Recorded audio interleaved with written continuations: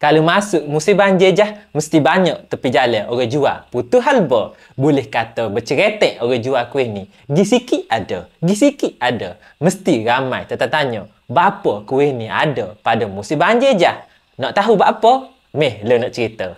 Ubi kayu ni tanaman hok tak boleh berendam dalam air lama-lama. Jadi, bila masuk jah musim banjir, petani kena cabut cepat-cepat ubi kayu. Kalau tak cabut, memang rugi sajalah. Jadi, berlakulah lambakan ubi kayu. Di sinilah bijaknya orang Kelantan dulu-dulu. Dia jadikan masalah sebagai peluang perniagaan. Lambakan ubi kayu hok jadi masalah tu, orang Kelantan cipta satu kuih khas menggunakan ubi kayu untuk musim banjir. Maka terciptalah kuih putu halba. Seperti namanya sendiri putu halba, dalam kuih ni ada halba yang dapat menghangatkan badan dan menghilangkan rasa sejuk ketika musim banjir. Bijak ke orang dulu-dulu mikir.